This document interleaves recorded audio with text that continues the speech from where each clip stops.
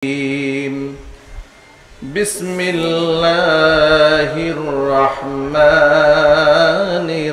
الرحيم وما خلقت الجن والإنس إلا ليعبدون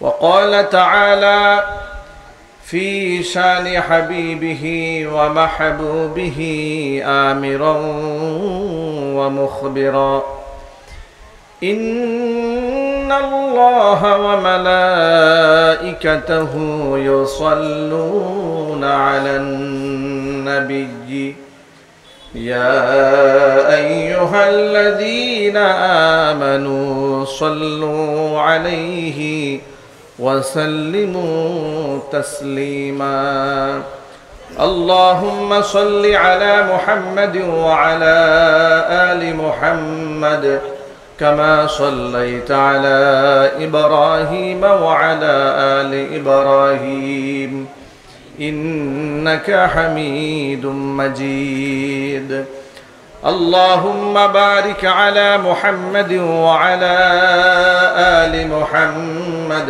كما باركت على إبراهيم وعلى آل إبراهيم إنك حميد مجيد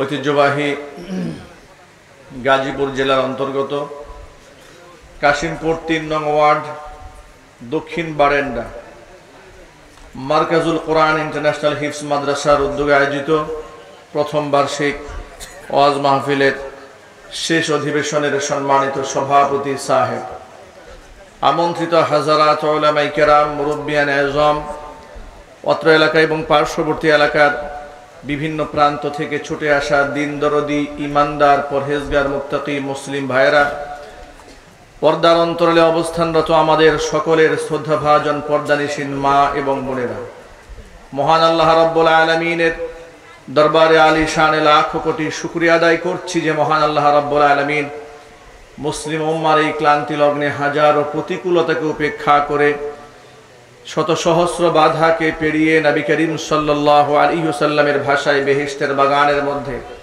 উলামায়ে কেরামের মাজলিসে কোরআন হাদিসের মাহফিলে আমাদেরকে যথা সময়ে উপস্থিত হওয়ার তৌফিক দান করেছেন। হৃদয়ের সবটুকুন ভালোবাসা উজাড় করে শ্রদ্ধা জড়িত কণ্ঠে মহান মানিবের শেখানো ভাষায় শুকরগুজার করছি। জবান ছেড়ে দিয়ে সকলে একযোগে বলছি আলহামদুলিল্লাহ।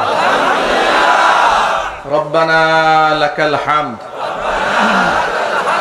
হামদান কাসীরা তাইয়িবান মুবারাকান ফীহি রব্বানা লাকাল হামদু কামা ইয়ানবাগি লিজালালি ওয়াজহিকা ওয়া আযীমি সুলতানিকা। আল্লাহ রাব্বুল আলামিন আজকের মাহফিলকে কবুল করুন। মার্কাজুল কোরআন ইন্টারন্যাশনাল হিফজ মাদ্রাসাকে আল্লাহ তাআলা কিয়ামত পর্যন্ত কবুল করুন।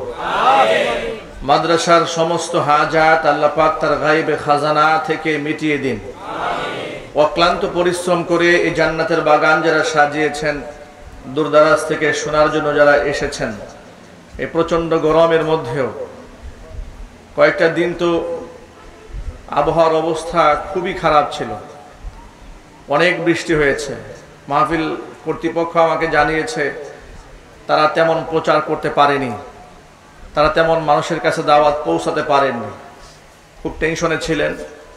আল্লাহ পাক এই বৈরী আবহাওয়াটাকে অনুকূলে এনে দিয়ে আমাদেরকে এত সুন্দর একটি আলোকিত পরিবেশে বসার সুযোগ দিয়েছেন।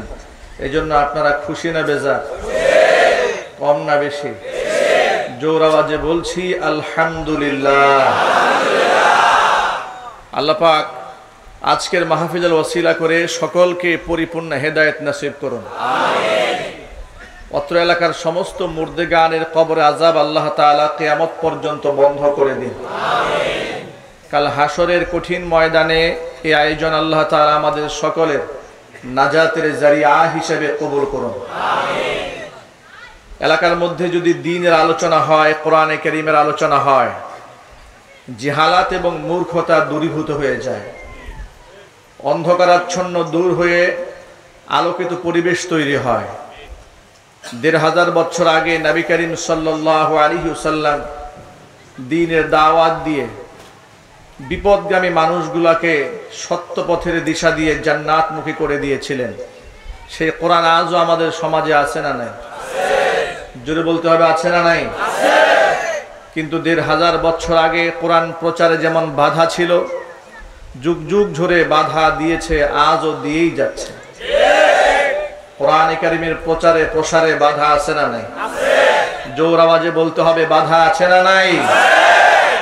যারা বিগত জীবনে বাধা দিয়েছে তারা জমিন থেকে বিদায় হয়েছে, কিন্তু যে কোরআনকে বাধাগ্রস্ত করার চেষ্টা করেছে সে কোরআন আজও আছে না নাই?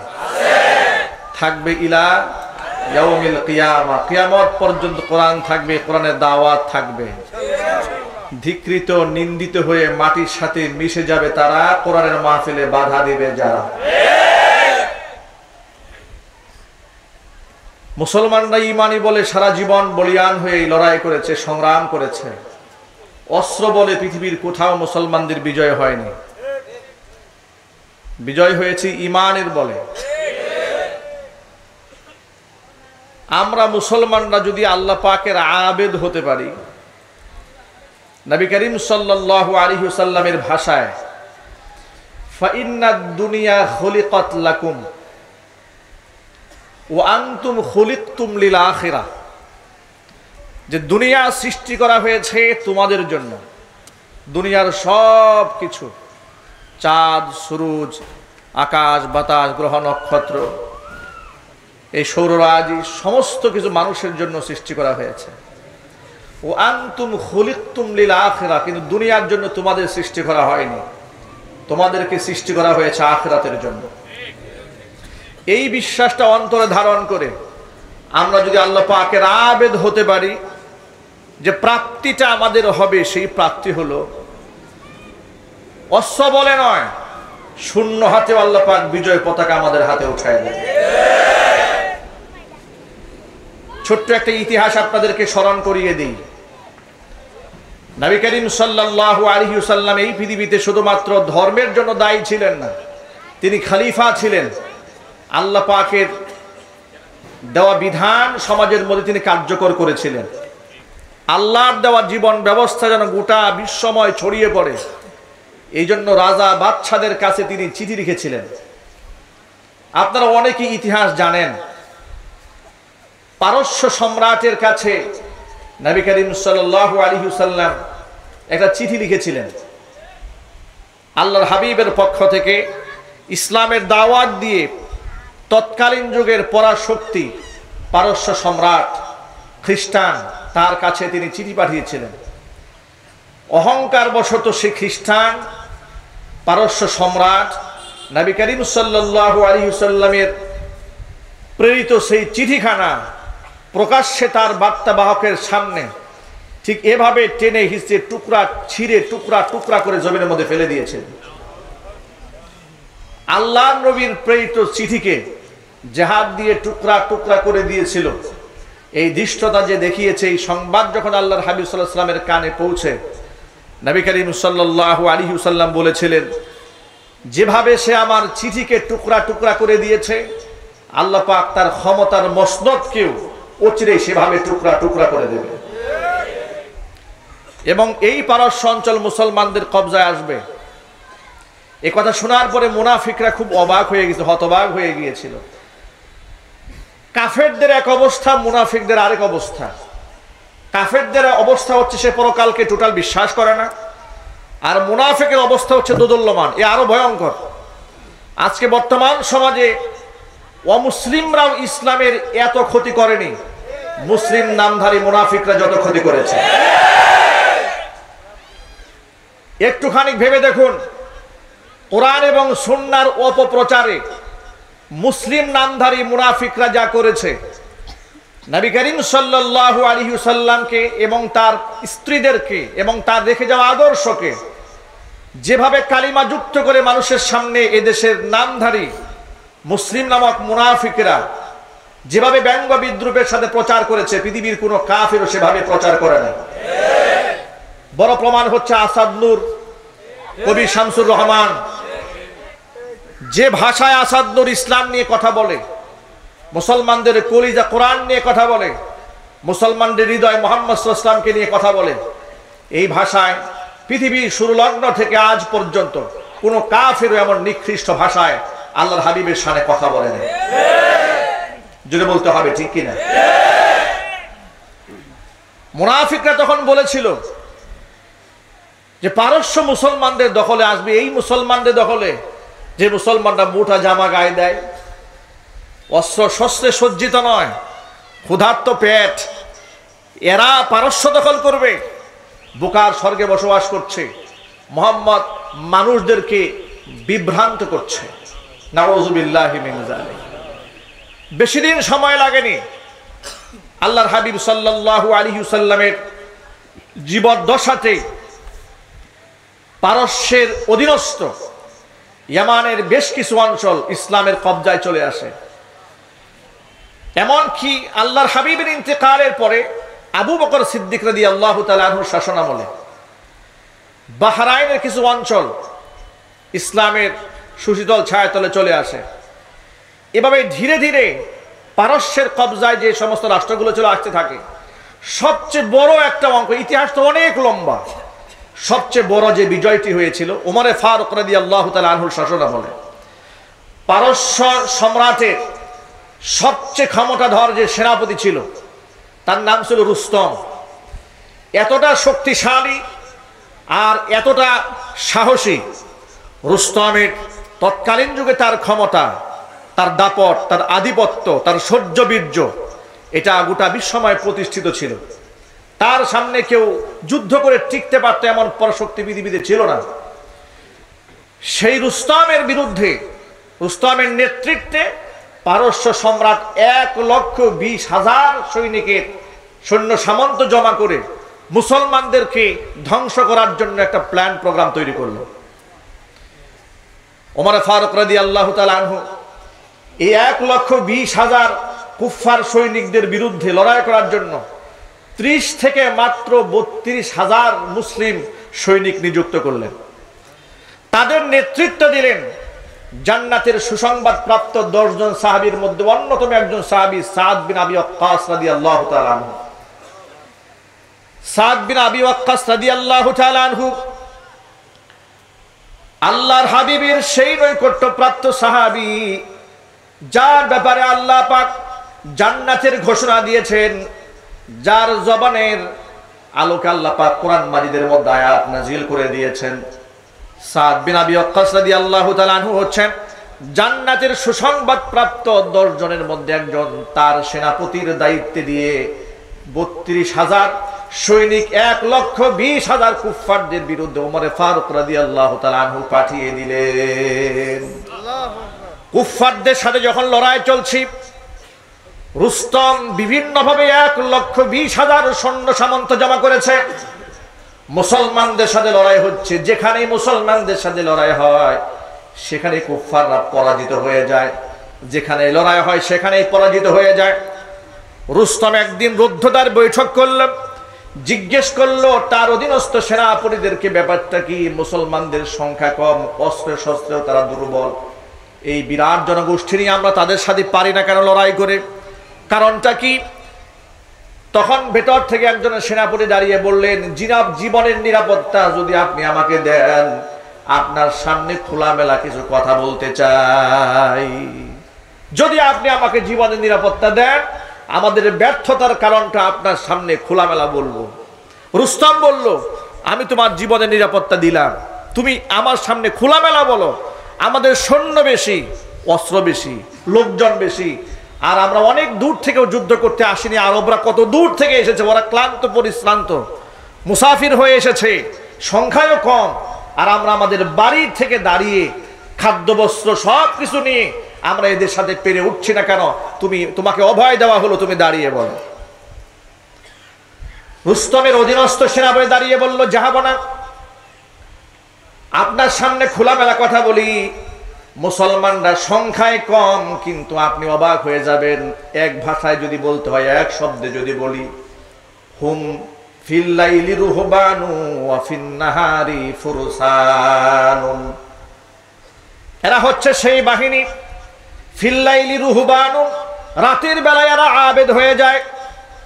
এই 30 থেকে 32 হাজার সৈনিক যারা এসেছে, রাত্রি যখন গভীর হয়ে যায় আমরা খোঁজ খবর নিয়ে দেখি ওরা যেন কোথায় সেজদায় করে কার দোয়ারে যেন কান্দে। সেজদায় পড়ে হাজার হাজার মানুষ কান্নায় ভেঙে পড়ে, তাদের কান্নার আওয়াজ দূর থেকে শোনা যায় এবং চিৎকার করে তারা যে ভাষায় দোয়া করে সেই ভাষাগুলো আমরা শুনতে পাই। তারা দোয়ার মধ্যে বলতে থাকে, আরশ আজিমের মালিক, আমাদের কোনো ক্ষমতা নাই, আমাদের কোনো শক্তি নাই, আমাদের কোনো অস্ত্র নাই, সমস্ত ক্ষমতার মালিক তুমি। তুমি যদি আমাদেরকে বিজয় দান করো আমরা বিজয়ী হব, আর তুমি যদি আমাদেরকে হারায় দাও তাহলে আমরা হেরে যাব। আমাদের কোনো ক্ষমতা নাই, আমাদের কোনো শক্তি নাই, আল্লাহ তোমার সাহায্য চাই, তোমার নুসরত চাই, তোমার সাহায্যে তুমি কুফফারদের উপর আমাদেরকে বিজয় দান করো। এই রকম রাতের বেলা ওরা কান্না করে, দিনের বেলায় হুম ফুরসানুন, এরাই দেখি ঘোড়ার উপর সওয়ার হয়ে আসে, রাতের বেলায় ঘুমায় না, তাহাজ্জুদে কাটায়, দিনের বেলায় ঘোড় সওয়ার হয়ে আসে। আর আশ্চর্যের ব্যাপার হলো, আমরা যদি মুসলিমদের শিশু বাচ্চাদেরকে পাই, মহিলাদেরকে পাই, তাহলে পেলে তো আমাদের সৈন্য সামন্তরা ধর্ষণ করে, এদেরকে হত্যা করে, কিন্তু মুসলমানরা আমাদের নারীদেরকে পেলে নিজেদের মেয়েদেরকে যেভাবে নিরাপত্তা দেয়, ওরা আমাদের মেয়েদেরকেও সেইভাবে নিরাপত্তা দেয়, আমাদের বাচ্চাদেরকেও নিরাপত্তা দেয়।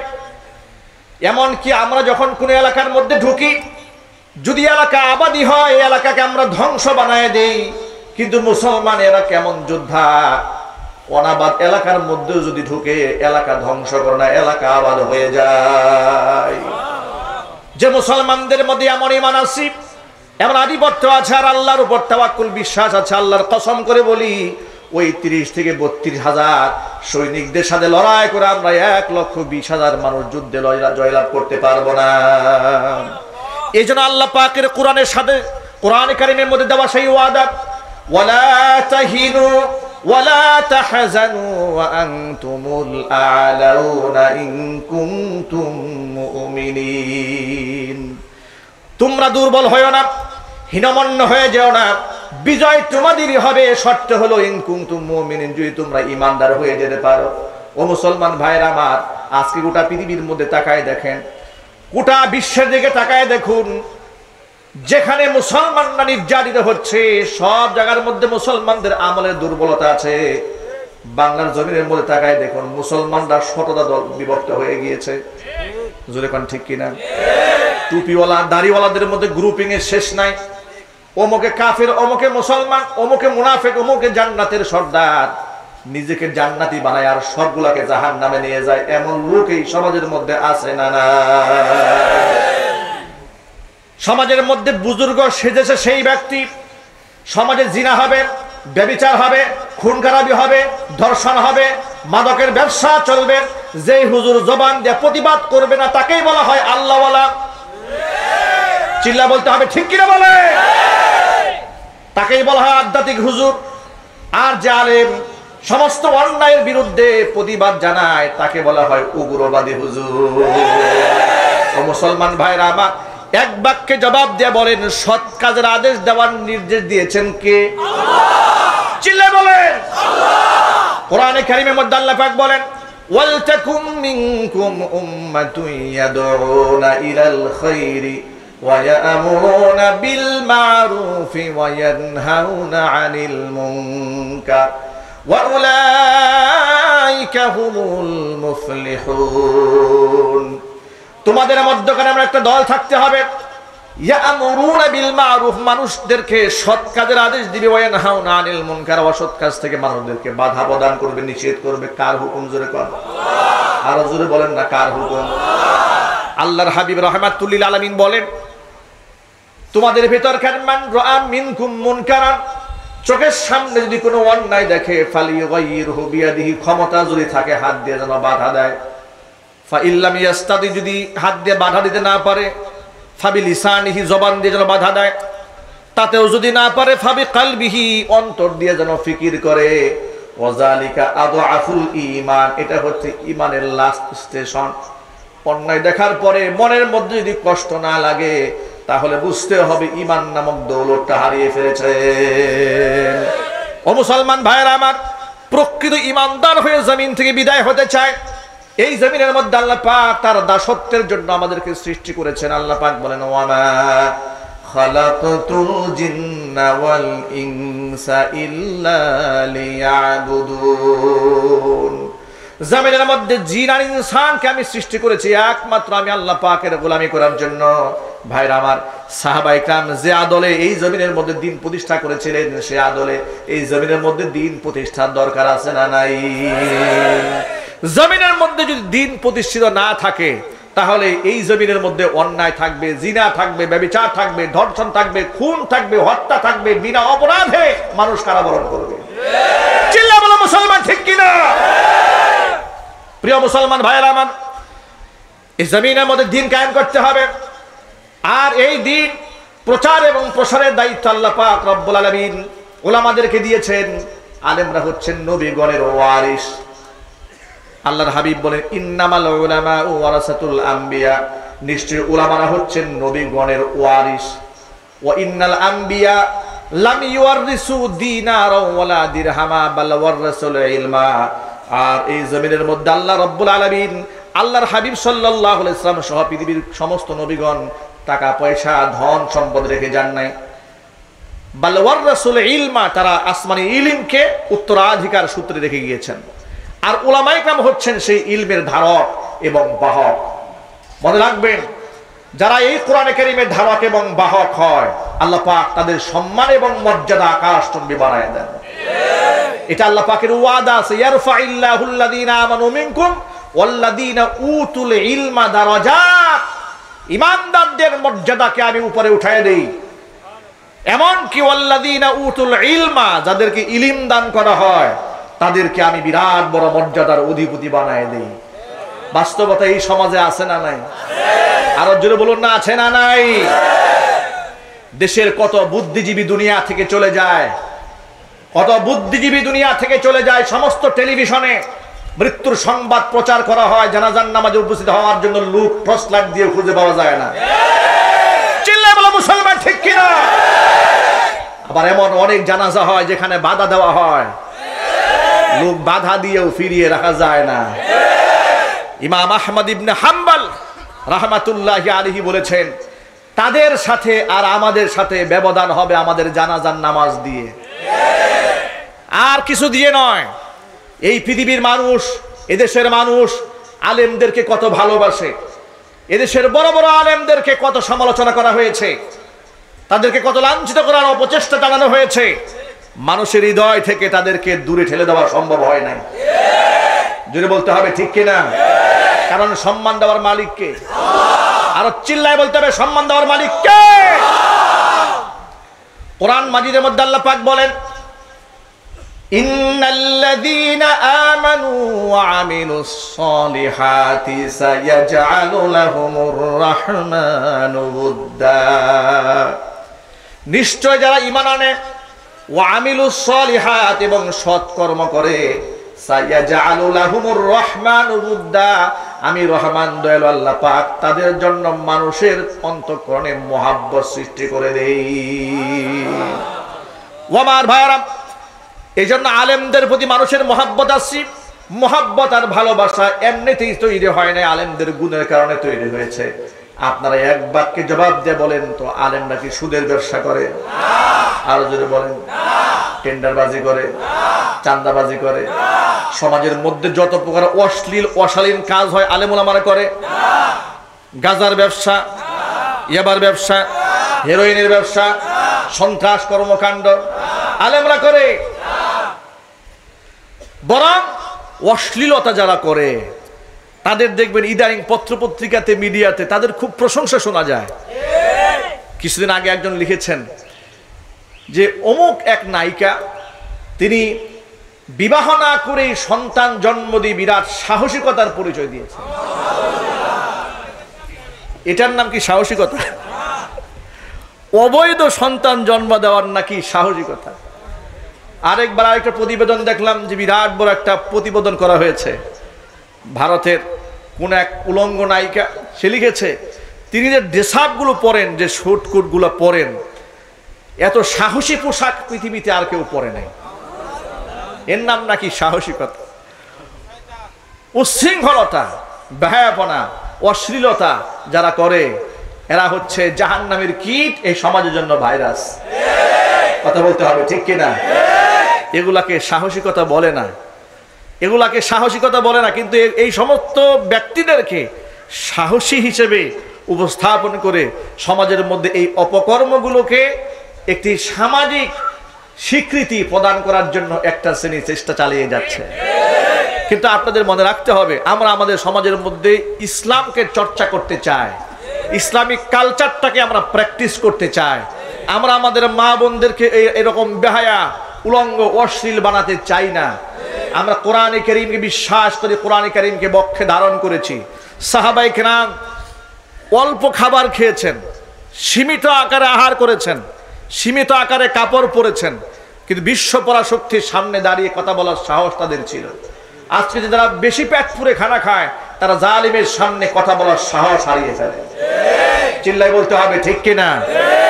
এই জন্য মুসলমানদেরকে হালাল রুজি গ্রহণ করতে হবে এবং সীমিত আকারে আহার করতে হবে। এমনকি হালালের মধ্যে বরকত আছে, বাতিলের সাথে আপোষ করে জালিমের কাছ থেকে উপঢৌকন নিয়ে কোরআন কারীমের আদর্শ থেকে দূরে সরে যাওয়া যাবে না। সমস্ত মুসলমানদেরকে এই ব্যাপারে ঐক্যবদ্ধ হতে হবে। কোরআন সুন্নাহর মূল আদর্শে যা আছে হুবহু পালন করতে রাজি আছেন কারা কারা? আমি হাত দেখতে চাই।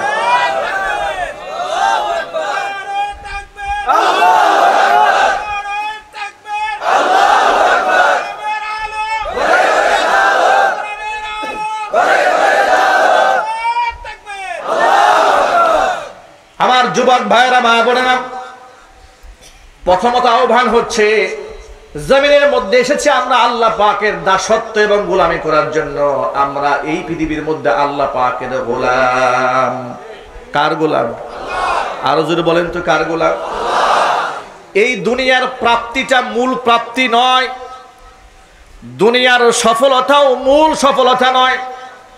মূল সফলতা হচ্ছে আখিরাত, যা কোরআনে কারীমের বহু জায়গার মধ্যে আল্লাহ পাক বলে দিয়েছেন, কুল্লু নাফসিন যায়িকাতুল মাউত ওয়া ইন্নামা তুওয়াফাউনা উজুরাকুম ইয়াওমাল কিয়ামাহ ফামান যুহজিহা আনিন নারি ওয়া উদখিলাল জান্নাতা ফাকাদ ফাজ ওয়া মাল হায়াতুদ দুনিয়া ইল্লা মাতাউল গুরুর। আল্লাহ পাক বলেন, প্রত্যেক প্রাণীকে মৃত্যুর স্বাদ আস্বাদন করতে হবে। ওয়া ইন্নামা তুওয়াফাউনা উজুরাকুম ইয়াওমাল কিয়ামাহ, কিয়ামতের দিন তোমাদের আমলনামার বিনিময়কে পূর্ণ আকারে তোমাদের হাতে তুলে দেওয়া হবে। ফামান যুহজিহা আনিন নার, সেদিন যাকে জাহান্নামের আগুন থেকে সরিয়ে দেওয়া হবে। ওয়া উদখিলাল জান্নাতা, জান্নাতে যাকে প্রবেশ করানো হবে। ফাকাদ ফাজ, ওই ব্যক্তি সফল। যে ব্যক্তি জাহান্নাম থেকে মুক্তি পাবে, জান্নাতের মেহমান হবে, সেই ব্যক্তি সফল। কে বলছেন জোরে বলেন তো? দুনিয়ার প্রাপ্তি আর অপ্রাপ্তির মধ্যে কোনো সফলতা নাই। একজন মানুষ যদি সারাটা জীবন ভর কষ্ট করে, সারাটা জীবন ভর যদি কষ্ট করে, আর পরকালে যদি বান্দাকে জান্নাত দেওয়া হয়, এটাই হচ্ছে তার জীবনের সফলতা। আর যদি তামাম দুনিয়ার জীবনের শুরু থেকে শেষ পর্যন্ত বান্দা জান্নাতের মতো পরিবেশে দুনিয়ার মধ্যে থাকে, আর পরকালে যদি জাহান্নামে যায়, এটা হচ্ছে তার জীবনের সবচেয়ে বড় সর্বনাশ। আল্লাহর নবী সাল্লাল্লাহু আলাইহি সাল্লামের জন্য বলেন, জান্নাতের নাজ নিয়ামতের ব্যাপারে হুজুর বলেন, এই পৃথিবীর মধ্যে সবচেয়ে কষ্ট যেই ব্যক্তি পেয়েছে, তাকে যদি জান্নাতে মাত্র একটা সেকেন্ড ছেড়ে দেওয়া হয় আর বের করে আনা হয়, যদি জিজ্ঞেস করা হয় তোমার জীবনে কোনো কষ্ট আছে, ব্যক্তি জান্নাতের নিয়ামত এক সেকেন্ড ভোগ করার সাথে সাথে বলবে, আল্লাহর কসম আমার জীবনে আর কোনো দুঃখ নাই। আর যেই ব্যক্তি এই দুনিয়াতে সবচেয়ে বেশি সুখে ছিল, যার জীবনে দুঃখ বলতে কিচ্ছু নাই, এমন একজন ব্যক্তিকে যদি জাহান্নামের মধ্যে একটা সেকেন্ড ছেড়ে জিজ্ঞেস করা হয় তোমার জীবনে কোনো সুখ পেয়েছিলে, বান্দা জাহান্নামের তীব্রতা অনুভব করার পরে বলবে আল্লাহর কসম আমার জীবনে কোনো সুখ বলতে কোনো জিনিস আমি চোখে দেখি নাই। আমরা অনন্ত অসীমকাল আল্লাহ পাকের জান্নাতের মেহমান হয়ে থাকতে চাই, দুনিয়ার প্রাপ্তি নিয়ে আমরা থাকতে চাই না। জমিনের মধ্যে আল্লাহ পাকের গোলামির সবচেয়ে বড় নিদর্শন হচ্ছে নামাজ, ঠিক কিনা বলেন? এখন দেখবেন ফেসবুকের মধ্যে তর্ক বিতর্ক, অমুক দলের সাথে তমুক দলের সাথে তর্ক বিতর্কের মধ্যে জড়ায় কোনো লাভ নাই। যে মুসলমান নামাজ পড়ে না সেই ব্যক্তি তর্ক করার কোনো অধিকারও রাখে না। জোরে কন্যা ঠিক কিনা? নামাজের খবর নাই, উনি গবেষণায় রত আছে, রাষ্ট্র কোন দিকে যাচ্ছে, দেশ কোন দিকে যাচ্ছে, এরপরে বিদেশ কোন দিকে যাচ্ছে, ইউরোপে কি হচ্ছে, আমেরিকায় কি হচ্ছে, কিন্তু নিজে নামাজটা পড়েন। আছে না নাই?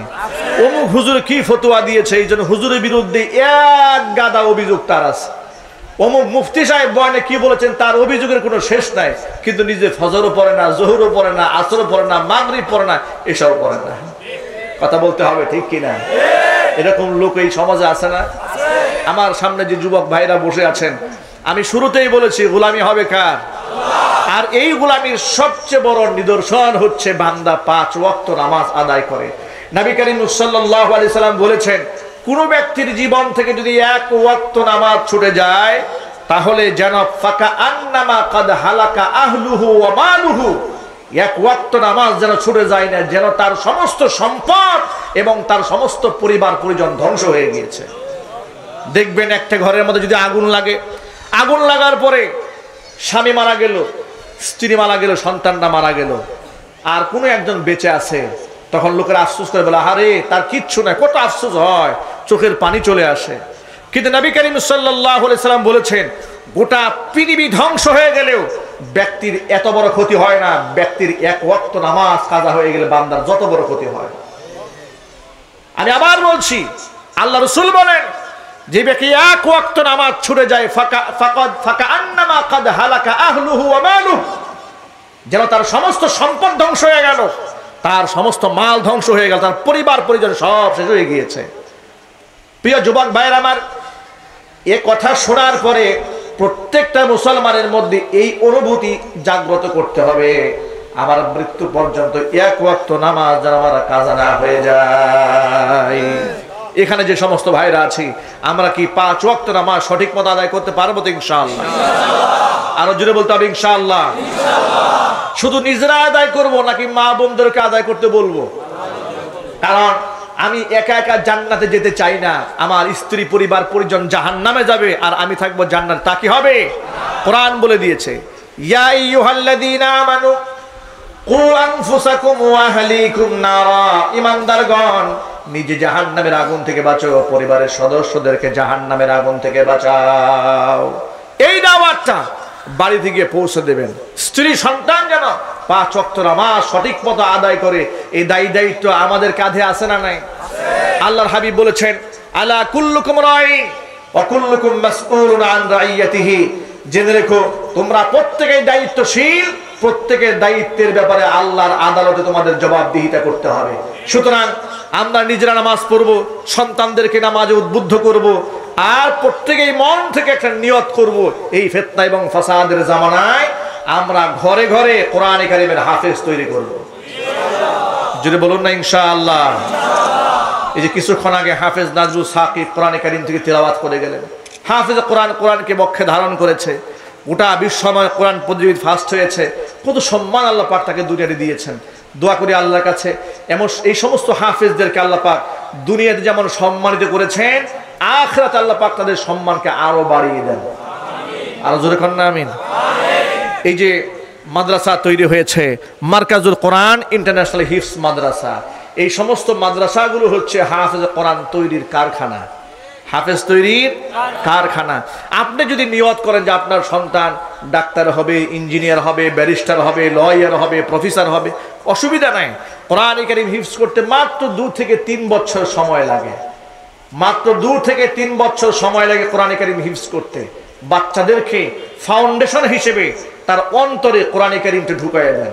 এই সন্তান বিশ্ববিদ্যালয়ে গেলেও আসাদ নূর হবে না, জোরে বলুন ঠিক কিনা? আপনার সন্তান যদি কোরআনে কারিমের হাফেজ হয়, বিশ্ববিদ্যালয়ে প্রফেসর হলেও সে কবি শামসুর রহমান হবে না, সে হুমায়ুন আজাদ হবে না। জোরে বলুন ঠিক কিনা?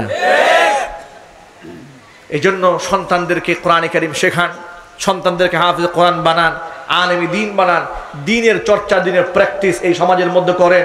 এমনকি সন্তানদেরকে, বাচ্চাদেরকে ধরে ধরে মসজিদে নিয়ে যান। আর ছোট্ট একটা কথা বলেই বক্তৃতা শেষ করছি। অনেক সময় আমাদের সমাজে প্রচলন আছে যে ছোট বাচ্চাদেরকে মসজিদে দেখলেই মুরব্বীরা একটা ধমক দেয়।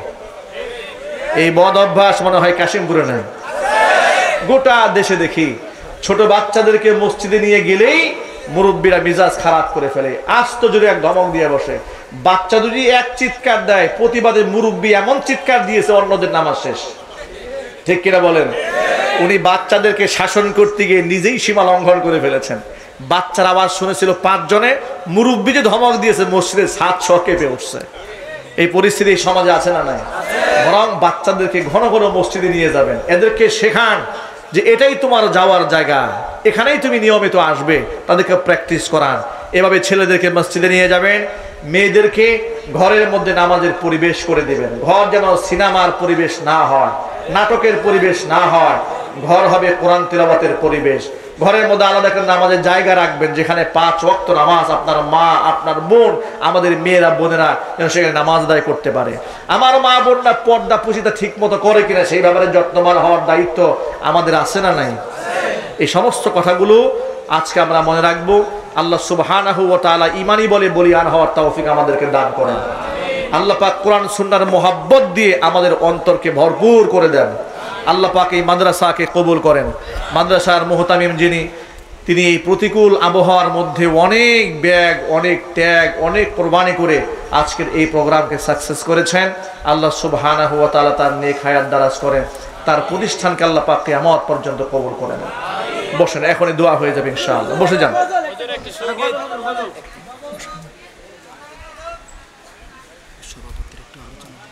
হ্যাঁ।